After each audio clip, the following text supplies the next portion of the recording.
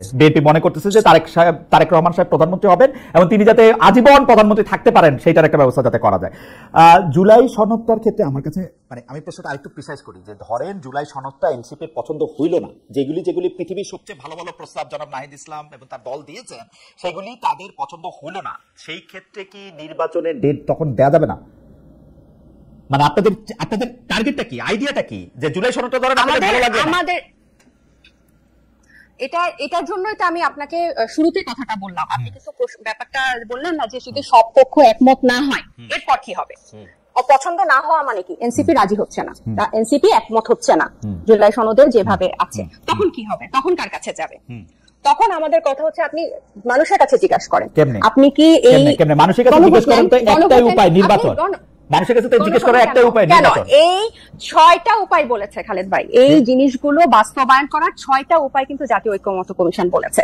নির্বাচনের আগে গণভোটের মাধ্যমে, নির্বাচনের সময় গণভোটের মাধ্যমে, গণপরিষদ নির্বাচনের মাধ্যমে, নির্বাচনের আগে অধ্যাদেশের মাধ্যমে 6টা কিন্তু বলেছে। নির্বাচন বাদে বাকি সবগুলো না সেটাও আছে শেষের দিকে, কিন্তু মানে আপনি এখন গণভোট কেমনে করবেন? আপনার সংবিধানে গণভোট নাই, সংবিধান বাদ দিয়ে গণভোট করবেন? গণ অভ্যুত্থানে সংবিধানে কি গণ অভ্যুত্থান ছিল? ছিল না, সংবিধানে গণ অভ্যুত্থান ছিল না, কিন্তু গণ অভ্যুত্থানের পরবর্তীতে সংবিধান মেনে শপথ নিছে সরকার, এই সরকার গণভোট কেমনে করবে?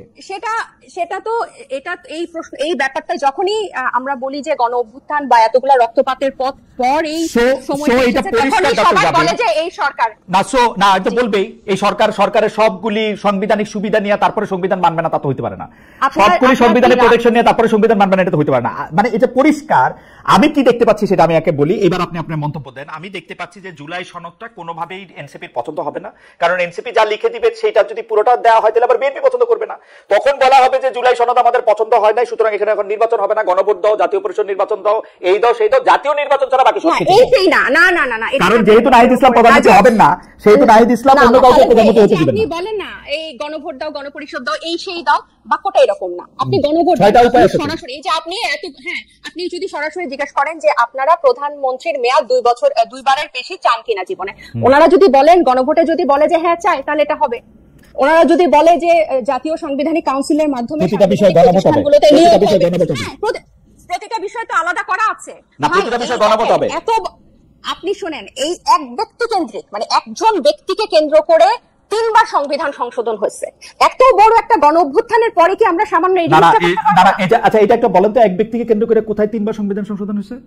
6ষ্ঠ সংশোধনী হয়েছে, এই যে আব্দুল সাত্তার আলাদা ব্যক্তিকে কেন্দ্র করে 3টা সংশোধনী হয়েছে, এক ব্যক্তিকে কেন্দ্র করে 3টা হয় নাই। এক ব্যক্তি কেন্দ্রিক মানে 3টা। আচ্ছা মানে একজন পার্সন। আমি বলছি যে এই এবং এই গণ অভ্যুত্থানটার পর আমি বলছি কেন যে এই গণভোটটাকে কেন আপনারা এটাকে একটা ঝামেলার বিষয় মনে করছেন, যে হে গণভোট, গণপরিষদ, হ্যান ত্যান, এই ব্যাপারটা কিন্তু অনেকটা হালকা হয়ে যায়।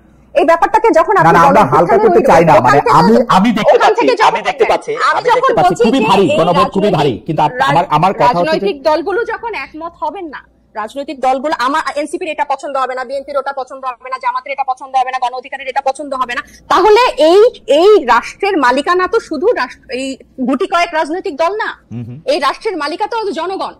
এই আমি যখন গণ অভ্যুত্থানে অংশ নেই, আমি তো কোনো রাজনৈতিক দলের হয়ে অংশ নেই। যে সবজিওয়ালা মারা গেছে, রিয়া গোপের মা বাবা, আহাদের মা বাবা, এরা তো কোনো রাজনীতি করছে না। যে ভ্যান চালক, কিন্তু সরকারের উপদেষ্টা হইছেন আপনারা আর ছাত্ররা, ভ্যানওয়ালা সবজিওয়ালারা তো নাই। কারণ এই ছাত্রদের গণ অভ্যুত্থানে, এবং শুনেন খালেদ ভাই, এই জিনিসটা হচ্ছে কথার পিঠে কথা বলার জন্য, গণ অভ্যুত্থানের নেতৃত্ব দানকারী ছাত্ররাই ওখানে উপদেষ্টা হিসেবে গেছে। এই আলোচনা, এই ডিবেট অনেক আগে শেষ।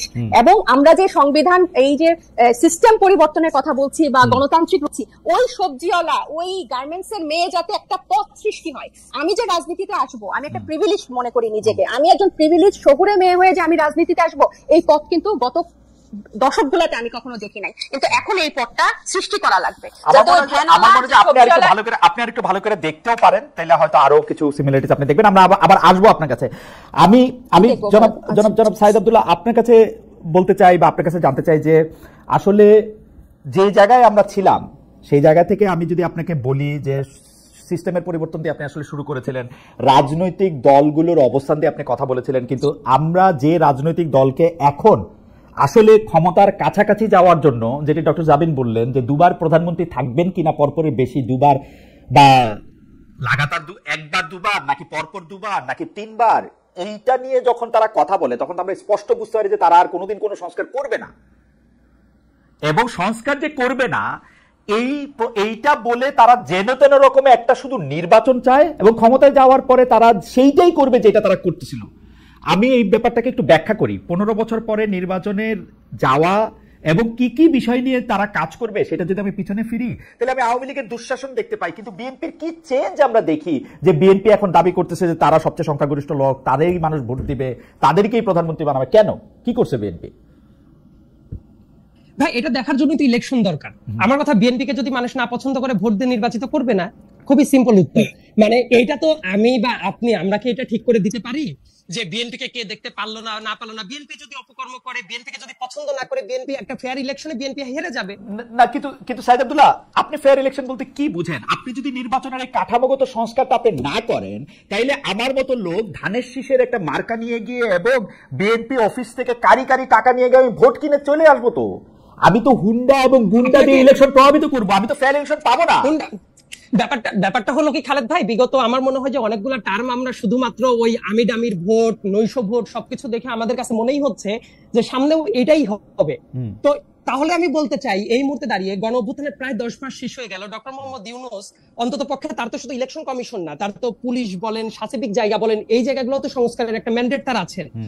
সো তাহলে কি সংস্কার হইল যে আবার ওই শেষটাতে ভোট চুরি করার মতো পদ্ধতিটা থাকলো? আইন শৃঙ্খলা বাহিনীর কি সংস্কার হইল না? তো যে তারা সংস্কার হয় নাই তো। সবগুলি জায়গায় বিএনপির লোক বসে আছে, সবগুলি জায়গায় বিএনপির লোক বসে আছে। সংস্কার কেমনে হবে? যেখানে বিএনপির লোক নাই সেখানে জামাতের লোক আছে, অল্প কিছু এনসিপির লোক আছে, এই তো। তো প্রপোর্শনাল। আমার কথা যেটা আমি ওই আলাপে যাওয়ার আগে সবচেয়ে আগে একটা পয়েন্ট খুবই ক্লিয়ারলি বলতে চাই। খালেদ ভাই, আপনি যখন বললেন যে প্রত্যেকটা জায়গায় বিএনপির লোকই বসে আছে, আমি একেবারে থিওরিটিক্যাল ভাবে যদি চলে যাই, এই আলোচনাটা আমার কাছে মনে হয় যে একটু প্রবলেমেটিক এই কারণে, ডক্টর মোহাম্মদ ইউনূস যখন ক্ষমতায় এসে বসেন উনি খুব ক্লিয়ারলি বলেছিলেন যে তার নিয়োগকর্তা হলো ছাত্ররা। এবং অনেক জায়গায়, কেন এই সরকারের ভেতরে আপনি যে বললেন সব জায়গায় বিএনপির লোক বসে আছে, ছাত্র প্রতিনিধি 2 জন বসে আছে না এখনো সরকারের ভেতরে? অনেক জায়গায় নিয়োগের বিভিন্ন জায়গায় যে ধরনের কথা বলছেন, এবং আমি প্র্যাকটিক্যালিটি যদি আরেকটা জায়গায় চিন্তা করি যে বাংলাদেশে এই মুহূর্তে সবকিছু বিএনপি কন্ট্রোল করছে, যখন আপনি এই জায়গাটা ধরে নিবেন তাহলে তো বলে আমি উদাহরণ দেই। সাইদ আব্দুল্লাহ, আপনাকে আমি উদাহরণ দেই। অনেক ক্ষেত্রে ডক্টর ইউনূস তার অসহায়ত্বর কথা প্রকাশ্যে বলেছেন, ইঙ্গিতে বলেছেন, আমি প্রকাশ্যে বলি। এই সরকার ক্ষমতা আসার একদিনের মাথায় বেগম জিয়ার, হ্যাঁ এটা অন্যায় মামলা, রায় হয়েছে। 2 নাম্বার ক্ষেত্রে তারেক রহমান সাহেবের বিরুদ্ধে যতগুলি মামলা হয়েছিল সবগুলি মামলা ইন অ্যাবসেন্সিয়া খালাস হয়েছে, কিন্তু ইন অ্যাবসেন্সিয়া তার পক্ষে তিনি রায় পেয়েছেন। তিনি এখনো বিদেশে বসে আছেন, তিনি ইন অ্যাবসেন্সিয়া রায় পেয়েছেন আগের রায়ের প্রতি অনাস্থা, আগের আদালতের প্রতি অনাস্থা প্রকাশ করে। এটা মানে খুব কমন ঘটনা না, কিন্তু আপনি আইনের ছাত্র, আপনি জানেন। ওনার তো এই আদালতে আইসা বলতে হবে যে আমি এখন হাজির হয়েছি, আমি এখন আপনার উপর আস্থা আনতেছি। উনি আস্থা ছাড়াই কিন্তু উনি সব বিষয়ে উনার পক্ষে রায় পাইছেন।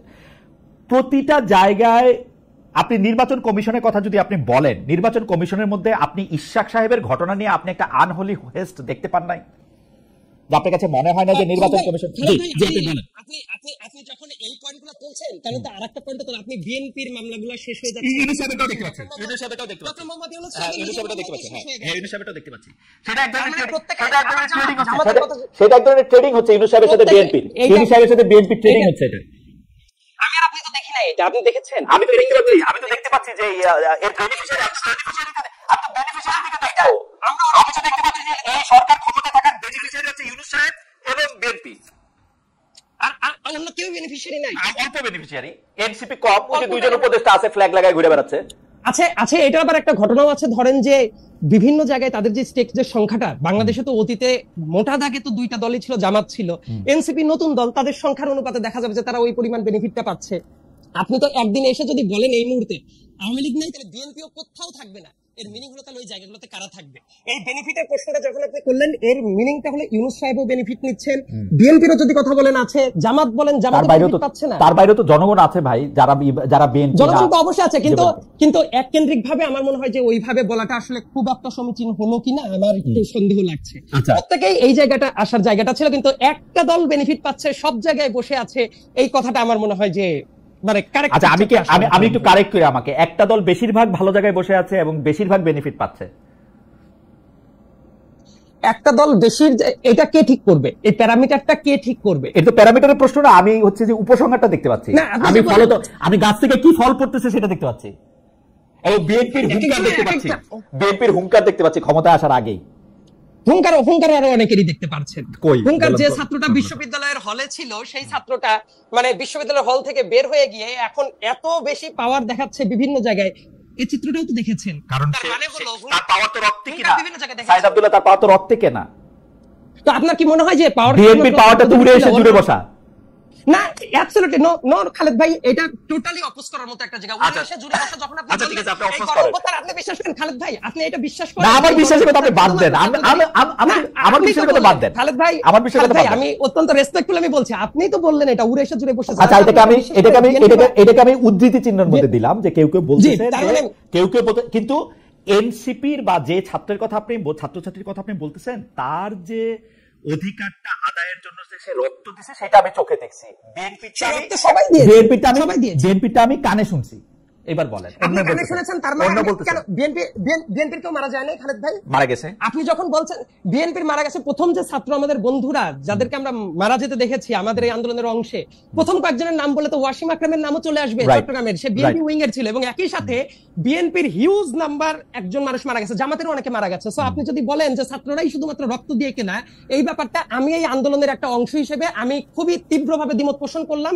এই জায়গায় রাজনৈতিক দল থেকে শুরু করে প্রত্যেকেরই খুব বড় রকমের স্টেক আছে। সো তাদের রক্তগুলো আমার মনে হয় যে সবার দেখা উচিত খালেদ ভাই। যদি আমরা না দেখি তাহলে কেউ আমাদের বলতেই পারে। রাজনৈতিক দলগুলো না, সাইদ আব্দুল্লাহ আপনি রাগ করেন না, এবং যারা বিএনপির সমর্থক আছে তারাও রাগ করেন না, কিন্তু আমি জিনিসটা যেভাবে দেখি সেভাবে আমি বলি যে রাজনৈতিক দলগুলির অংশগ্রহণ ছিল, কিন্তু বিএনপিকেও কিন্তু বারবার বলতে হয়েছে যে এটা একটা রাজনৈতিক আন্দোলন না, যাতে সব মানুষের আন্দোলন এটা হয়। তো এই সব মানুষের আন্দোলনটাকে কারা নেতৃত্ব দিছে? ছাত্র জনতারাই নেতৃত্ব দিছে। এটা ছাত্ররা সামনে ছিল, ছাত্রদের সামনে থেকে উৎসাহী হয়ে আরো অনেকে আসছে, আমরাও এটার মধ্যে, আপনি অনেক প্রত্যক্ষভাবে অংশগ্রহণ করেছেন, আমরাও একটু দূরবর্তীভাবে অংশগ্রহণ করছি, কিন্তু উদ্দেশ্যটা ছিল সিস্টেমটা পাল্টানো, যেটা আপনি এটার মধ্যে শুরু করছিলেন। এখন আপনি শুধু আপনার একটা প্রেফারেন্সের জন্য ওই সিস্টেমটার কাছেই আবার মানে আটকে থাকতেছেন কিনা, আমি কখনোই বলছি না আমি কিন্তু কখনোই বলি নাই এক্স্যাক্টলি অ্যাজ ইট ইজ সিস্টেমটা থাকবে, এটা আমি কখনোই মনে করি না। অনেক জায়গায় চেঞ্জ আসার দরকারটা আছে, কিন্তু বর্তমানের সংকটটা কোথায় চলে গেছে খালেদ ভাই, প্রথম কথা আমি কিন্তু ব্যক্তিগতভাবে যেটা মনে করি, এই আন্দোলনটা গণ অভ্যুত্থানটা সবার মানে সবার, এমনকি আপনাদের মতো যারা জার্নালিস্ট আছেন তারাও কি পরিমাণ ত্যাগ স্বীকার করেছেন না। একই সাথে আমি আরেকটা জিনিস বিশ্বাস করি, এই জায়গাটা এসে যাতে এটা ডেডলকে না পরিণত হয়, যে এই যে অনেকেই যে বলে এই সংকটটা, আপনি যে আলোচনাটা টানছেন, এটা প্রেমিসটা কি? এটার জায়গাটা হলো যে সংস্কার নাকি নির্বাচন। খালেদ ভাই, আমি যদি একটা কাউন্টার প্রশ্ন করি, আপনি কি কখনো মনে করেন যে সংস্কারের কোনো নির্দিষ্ট সীমা আছে যে ওই পয়েন্টে যাওয়ার পরে সব সংস্কার শেষ হয়ে যাবে, তারপর দেশটা জান্নাতুল ফেরদৌস চলে যাবে? সাইদ আব্দুল্লাহ, আমি কিন্তু সংস্কার না নির্বাচন এই মুখোমুখি অবস্থানের মধ্যে আমি এটাকে কখনো নিতে চাই না। আমি আপনাকে সরল একটা প্রশ্ন করছি, সেটা হচ্ছে যে আপনি সিস্টেমটার পরিবর্তনটার ব্যাপারে যেভাবে কাঙ্ক্ষিত হচ্ছেন না, এবং এটার মধ্যে থেকে আমি শুধু আপনাকে ভাইবা দেখতে বলতেছি। আপনি বলতেছেন এই আন্দোলন সবার, এই সবার মধ্যে কি আপনি এনসিপি তে বাদ দিতেছেন? বৈষম্য বিরোধী ছাত্র আন্দোলনে বাদ দিতেছেন? তাদের যখন আপনি তাদের যখন রাখবেন, তখন তাদের কথাটা শোনার জায়গাটাও তো আপনার রাখতে হবে না? অবশ্যই সবাই তো মতামত দিবে, আমি যেটা বিলিভ করি, হ্যাঁ অবশ্যই সবার মতামতটা থাকা উচিত, এবং সব মতামতের পর ভিত্তি করে আমরা বোধহয় একটা গ্রাউন্ডে চলে আসতে পারি। ইয়েস, সবাই সব পয়েন্টে একমত হবে না, আমি এখনো ততটা নৈরাশ্যবাদী না যে সবাই মোটামুটি কিছু পয়েন্টে একমত হবে, এটা আমি অবিশ্বাস করি। আমি সরাসরি জিজ্ঞেস করি আপনার কাছে কি মনে হয় না যে বিএনপি সংস্কার সম্পর্কে একটা সাংঘাতিক রিজিড অবস্থানে নিয়ে, এবং দুই, এই আন্দোলনের ভাগাভাগি জায়গায় মানে বিএনপির এটা স্বীকার করতে অসুবিধা কোথায় যে বৈষম্য বিরোধী ছাত্র আন্দোলনের ছাত্রদের নেতৃত্বে শেখ হাসিনাকে এখান থেকে সরাতে হয়েছে, এখানে কার কি কৃতিত্ব ছিল সেগুলি বলার দরকার তো বিএনপির নাই, নাকি আছে? আপনি কি মনে করেন ওই কৃতিত্বটাও বিএনপি নিতে হবে? এই কৃতিত্ব আসলে আপনি কি শুধু বিএনপিকেই দেখছেন, আর কেউ সেই কৃতিত্ব দাবি করছে না বিভিন্ন জায়গায়? আমি আর কারো কথা ভাবতেছি না, আমি বিএনপি কেন এই কৃতিত্বটা নেয়ার ভাবার কথা ভাবতেছি এটা আমি ভাবছি। বিএনপি কখনোই বলেছে যে বিএনপি একক কৃতিত্ব নিচ্ছে, অথবা বিএনপি কখনো বলছে যে আমরাই লিড দিয়েছি? এই দুইটা বাক্য খালেদ ভাই কোথাও বলেছে? বিএনপির কেন্দ্রীয় কাছাকাছি প্রায় কাছাকাছি কথা বলেছে, কিন্তু তারা বলেছেন যে বিএনপি না থাকলে নাকি এই আন্দোলন হইতোই না। সেটা সেটা প্র্যাকটিক্যাল কারণ, সেটার ভিন্ন অনেক আলোচনা থাকতে পারে, সেই আর্গুমেন্টে আমি যেতে পারি। কিন্তু খালেদ ভাই, আমি আপনার কথাটাকেই ধরে আমি বলছি, বিএনপির কেন্দ্রস্থানীয় কেউ কি এই দাবি করেছে যে বিএনপির নেতৃত্বে এই আন্দোলন হয়েছে? একটা যদি উদাহরণ আমি পাই তাহলে মনে করবো আপনি যে পয়েন্টটা না, তুলেছেন এরকম বিএনপি নেতৃত্বে আন্দোলন হয়েছে সেটা বলে নাই। বিএনপি যে দাবিটা যে দাবিটা করে বা আপনি যে দাবিটা করেন, আপনার দাবিটা আমার কাছে খুব সুন্দর লাগছে। সেইটা হচ্ছে আপনি বলেন যে একটা জায়গাকে অনেকবার আঘাত করা হলো, 100টা আঘাত করা হলো, 100তম আঘাতে গিয়ে ওইটা ভেঙে পড়লো, তাহলে কি আপনি 100তম আঘাতের কৃতিত্ব দিলেন কিনা? তো সেটা হচ্ছে যে বিল্ডিং এর জন্য ঠিক, এই আন্দোলনের জন্য ঠিক না। এই আন্দোলনটাকে আমি ফুটবল খেলার মাঠের সাথে তুলনা করতে পারি, যেখানে মধ্যে হচ্ছে সারা মাঠ অনেক খেলা হলো, গোল দিল হচ্ছে তাজনুবা জাবিন। আমি তাজনুবা জাবিনকে স্কোরার বলবো, আপনাকে না, আনফরচুনেটলি। আপনি স্কোরার বলবেন, কিন্তু কোনোদিন কি খালেদ ভাই এইটা বলে যে যে স্কোর করেছে সেই একমাত্র ক্রেডিট দাবি দেয়? হ্যাঁ, অনেকেই বলে। হেডলাইনটা স্মরণ করেন, মেসির গোলে হারালো অমুক তমুককে।